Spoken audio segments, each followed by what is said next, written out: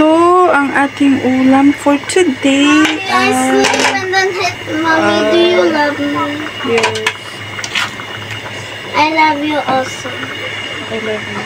You were the best. Okay. You're the most best because you cook for us, you shower us, and then you feed us, and then you let us watch phone, and then you also let us play TV games.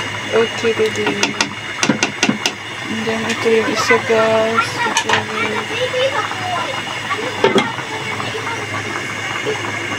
Basta pala, guys, ilaga nyo ng 10 minutes. Tapos, ayan, huwag nyong lutuin masyado. Takpan nyo siya, patayin nyo yung apoy. Ayan, maluluto lang yan siya, guys. So, don't waste your gasol. Okay, guys. Mommy, I'm reading your message. Okay, so ito na yung ating spaghetting pababa. Spaghetting pababa. Spaghetting pababa. Ito na yung spaghetti natin, guys. Kahit may okasyon o walang okasyon, guys, nagluluto ako ng spaghetti. Okay, go. So, ayan ang spaghetti natin. Lutuin natin masyado, guys. So, ayan, kahit today is walang okasyon, so nagluluto lang talaga ako ng spaghetti.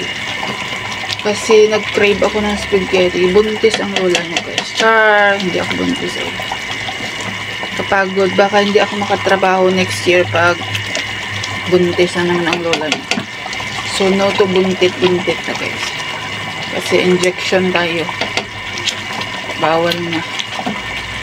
Ayoko na, guys. So, ayun na, guys.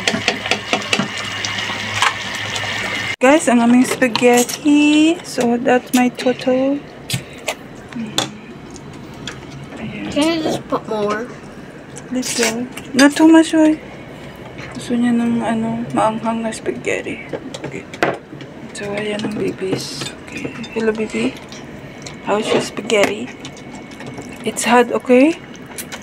So, may tira kaming, kahapon. Chicken. So, kinain nila. Bye, guys! Ayan ang spaghetti.